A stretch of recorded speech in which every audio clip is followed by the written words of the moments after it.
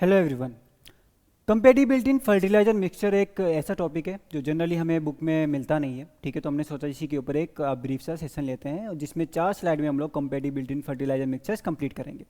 ठीक है, उसके बाद ये एग्जाम्स के लिए इंपॉर्टेंट भी है, पंजाब एसआई वगैरह में यहाँ से क्वेश्चंस बने हुए थे। तो आज हम लोग इसको डिस्कस करते हैं। तो सबसे पहली चीज़ देखो कि कंपेटिबिलिटी इन फर्टिलाइजर मिक्सचर। देखो भाई, ये हमें पता है कि फर्टिलाइजर जो है वो क्या है, फर्टिलाइजर एक्चुअल में केमिकल्स हैं। और अगर आप दो केमिकल को मिक्स करोगे तो हमें मिक्स करने से पहले थोड़ा सोचना पड़ेगा, क्योंकि केमिकल आपस में रिएक्ट कर सकता है और कोई तीसरी चीज़ बना सकता है। ठीक है, तो इसलिए कुछ पॉइंट्स का हमें यहाँ पे ध्यान देना पड़ता है। जैसे सबसे पहला पॉइंट कि जो आपका अमोनियम वाले फर्टिलाइजर है, नाइट्रोजन के जितने भी फर्टिलाइजर हैं जिनमें नाइट्रोजन अमोनियम फॉर्म में प्रेजेंट है, जैसे अमोनियम क्लोराइड, अमोनियम सल्फेट। ठीक है, तो होता क्या है, अगर सॉइल में नाइट्रोजन अमोनियम फॉर्म में ज़्यादा प्रेजेंट है और पीएच जो है वो थोड़ा सा इंक्रीज करेगा। अगर पीएच इंक्रीज कर रहा है और अगर टेम्परेचर भी थोड़ा ज़्यादा है तो ये आपका सूटेबल होता है अमोनियम से अमोनिया बनाने के लिए। और अमोनिया एक वॉलेटाइल गैस है जो एटमॉस्फेयर में स्केप कर जाती है, तो इसको हम बोलते हैं क्या, वॉलेटिलाइजेशन लॉस। ठीक है, और दिक्कत यही है कि अगर आप अमोनियम वाले फर्टिलाइजर को लाइम के साथ मिक्स कर दोगे तो लाइम पीएच इंक्रीज करेगा और पीएच इंक्रीज करेगा तो आपकी वोलेटिलाइजेशन लॉस के चांसेस बढ़ जाते हैं। तो अमोनियम वाले फर्टिलाइजर को हमें लाइम के साथ मिक्स नहीं करना है। दूसरा भी आपके लाइम के रिगार्डिंग ही पॉइंट है कि जो भी आपके वाटर सोल्यूबल फर्टिलाइजर हैं, स्पेशली फॉस्फोरस की जब हम बात करते हैं, यहाँ पे एसएसपी टीएसपी हुआ और एमएपी डीएपी हुआ, ये भी आपको याद रखने की ये वाटर सोल्यूबल है। डीएपी आपका जैसे 46% P2O5 प्रेजेंट होता है डीएपी में, और 46 में से 42% के आसपास आपका वाटर सोल्यूबल फॉर्म में प्रेजेंट होता है। तो एक तो देखो, फॉस्फोरस की जो सोल्युबिलिटी होती है वो ऑलरेडी काफ़ी कम होती है, सॉइल फॉस्फोरस को फिक्स काफ़ी ज़्यादा करता है। ठीक है, और अगर हम उसको लाइम के साथ मिक्स करते हैं तो आपका फॉस्फोरस जो है वो थोड़ा सा इनसोल्युबल फॉर्म में कन्वर्ट होता है, मतलब प्लांट उसको ठीक से यूज नहीं कर सकता। तो हमें वाटर सोल्युबल फर्टिलाइजर्स को भी क्या करना है, लाइम के साथ मिक्स नहीं करना। उसके बाद एक जनरलाइज्ड पॉइंट लिखा हुआ है, कहने कि भाई यूरिया का जो बैग था, पहले 50 kg का बैग यूरिया का आता था, आपको पता होगा। ठीक है, तो अब किसान क्या करता है, ऐसा नहीं है कि किसान जाएगा कैलकुलेट करेगा कि भाई मेरा इतना फील्ड है, इतना यूरिया डाल दूंगा, है ना, पर आपको जरूर कैलकुलेट करना, एग्जाम में आपसे पूछता है। तो किसान क्या करता है कि बैग के हिसाब से डालता है कि भाई 2 कट्टा यूरिया डाल दिया, 2 बैग यूरिया डाल दिया। ठीक है, तो गवर्नमेंट ने कहा कि ये तो कुछ ज़्यादा नाइट्रोजन यूज कर रहे हैं, तो क्या करो, इसके बैग का वेट ही कम कर दो, 50 से लेके 45 kg, इसलिए यूरिया का बैग कर दिया गया।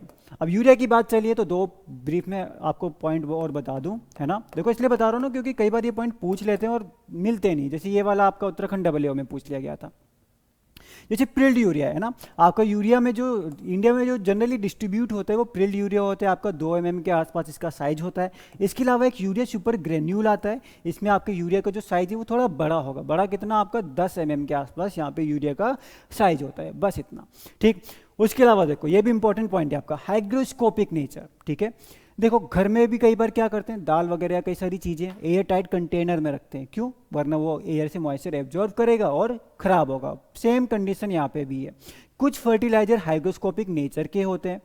हाइग्रोस्कोपिक नेचर जैसे यूरिया है, अब यूरिया क्या करेगा, एटमॉस्फेयर से मॉइस्चर को एब्जॉर्ब करेगा, और एटमॉस्फेयर से अगर ये मॉइस्चर को एब्जॉर्ब करेगा तो धीरे धीरे मेल्ट होने लगेगा, मतलब डिजॉल्व या सोल्यूबल डिजॉल्व होने लगेगा। ठीक है, वाटर के साथ मिक्सअप होगा, वाटर के साथ मिक्सअप होगा। ठीक है, तो इसलिए क्या करा जाता है, जो भी आपके यूरिया वाले फर्टिलाइजर हैं या हाइग्रोस्कोपिक फर्टिलाइजर हैं, उनको आपको मिक्स तभी करना है जब आपको अप्लाई करना होगा, आपको पहले से उसको मिक्स करके स्टोर नहीं करना है, वरना यहाँ पे ये वाली दिक्कत आएगी। ठीक है, तो ये आपको याद रखना है आपका हाइग्रोस्कोपिक फर्टिलाइजर में। यहाँ पे आप ये देख सकते हो कि आपका एक तो यूरिया हो गया, ठीक है, यूरिया के साथ कैल्शियम अमोनियम नाइट्रेट हो गया, और उसके अलावा आपका केसीएल, जिसको हम लोग एमओपी भी कह सकते हैं, वो हो गया। ठीक है, और देखो जो चौथा पॉइंट यहाँ पे मेंशन है, चौथे पॉइंट में क्या कह रहा है आपसे, जो आपकी एसएसपी है, देखो एसएसपी की बात ये है ना कि जो रॉक फॉस्फेट होता है उसके साथ एसिड मिक्स करते हैं, जैसे आपका H2SO4 मिक्स करेंगे तो आपका एसएसपी बनता है, स्ट्रॉन्ग एसिड है। फॉस्फोरिक एसिड मिक्स करेंगे तो टीएसपी बनता है।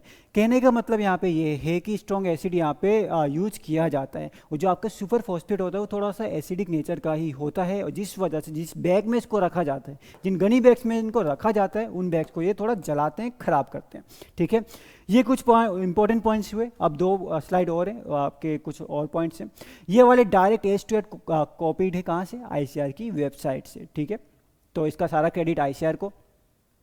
उसके अलावा बाकी चीज़ों का भी क्रेडिट उन रिस्पेक्टिव साइंटिस्ट को है ना, क्योंकि हम लोग हर रिसर्च करके तो यहाँ पे डेटा नहीं लाते, जो उन्होंने पहले से डिस्कवर किया है उसको शेयर करते हैं। तो देखो ये डायरेक्ट आईसीआर की वेबसाइट से और डायरेक्ट लैंग्वेज उठा के यहाँ से क्वेश्चन बन जाता है। जैसे आई थिंक ये पहला वाला क्वेश्चन पूछा गया था, इसी तरीके से पूछ लिया था जैसे यहाँ पे लिखा हुआ है, ठीक। तो देखो पहले वाले में आपको क्या ध्यान रखना है कि जो यूरिया है, ठीक है, जो यूरिया है उसको हमें किसी भी मतलब आपका जैसे कैल्शियम अमोनियम नाइट्रेट एक बहुत इंपॉर्टेंट फर्टिलाइजर है नाइट्रोजन का, ठीक है। एसएसपी की अगर हम बात करें तो बहुत ज़्यादा चलता है फॉस्फोरस का फर्टिलाइजर, सबसे पॉपुलर आपका जो फर्टिलाइजर है फॉस्फोरस का एसएसपी ही तो है। और अगर हम बात करते हैं पोटेशियम फर्टिलाइजर की तो आपका केसीएल या फिर एमओपी भी आप कह सकते हो। तो ये आपका 99% जो पोटेशियम का फर्टिलाइजर है भाई केसीएल यूज होता है। कहने का मतलब है याद करना आसान हो जाएगा कि हमें जो यूरिया है उनको हमें इन तीनों के साथ मिक्स नहीं करना है। आपका क्या क्या हो गया, कैन, एसएसपी और केसीएल एमओपी, ठीक है, तो इनके साथ मिक्स नहीं करेंगे। उसके अलावा ये ऑलरेडी हमने जो पॉइंट डिस्कस किया उसी को थोड़ा सा घुमा के लिखा है। क्या डिस्कस किया हमने, हाइग्रोस्कोपिक नेचर, है ना, कि आपका ये क्या करेगा, आपके एटमॉस्फेयर से मॉइस्चर को एब्जॉर्ब करेगा। इसके लिए हम क्या करेंगे, पहले से मिक्स नहीं करेंगे, जब हमें अप्लाई करना है उसी टाइम पे हम इसकी मिक्सिंग करेंगे, ठीक है। और इसके अलावा लिखा है ये वाला, देखो ये भी आपके हल्की सी बस जो पॉइंट पहले लिखे थे ना उन्हीं का हल्का सा क्या है यहाँ पे लैंग्वेज मॉडिफाई हल्का सा चेंज किया। वो आपके IEEE से पॉइंट्स थे और ये आपके किससे पॉइंट है, ये आपके आईसीआर की वेबसाइट से भी कुछ पॉइंट्स हैं, ठीक है। देखो यहाँ पे क्या कह रहा है कि जो आपके अमोनियम फॉस्फेट है, सुपर फॉस्फेट है, वहाँ पे भी हमने ये कहा आपके जो एसएसपी है, आपके जो टीएसपी है, डीएपी वगैरह है, हमने कहा था कि उनको लाइम के साथ मिक्स नहीं करना, हमारा दूसरा पॉइंट था। यहाँ पे भी एक तरीके से वही बात कह रहा है कि जो आपके फॉस्फेट्स है, अमोनियम फॉस्फेट है, आपके सुपर फॉस्फेट है, उसको लाइम के साथ मिक्स नहीं करना है। या फिर बेसिक स्लैग में भी आपको जनरली लाइम थोड़ा प्रेजेंट होता है और कैल्शियम अमोनियम नाइट्रेट में भी आपका लाइम प्रेजेंट होता है, ठीक है। तो फॉस्फोरस इंसोल्युबल फॉर्म में कन्वर्ट होगा, फिर प्लांट उसको यूज नहीं कर पाएगा। उसके अलावा रॉक फॉस्फेट भी इन्होंने कहा है कि रॉक फॉस्फेट के साथ भी इसको मिक्स हमें नहीं करना है, ठीक है। तो 3 पॉइंट आपके यहाँ पे बस ये लास्ट स्लाइड, ठीक है। तो यहाँ पे देखो ये वापस से हमारा फिर से इन्होंने एक पॉइंट घुमा के बोल दिया। कैसे घुमा के बोल दिया, हमने ऑलरेडी डिस्कस किया है कि यूरिया और calcium ammonium nitrate hygroscopic fertiliser हैं, एयर से मॉइस्चर को एब्जॉर्व करते हैं।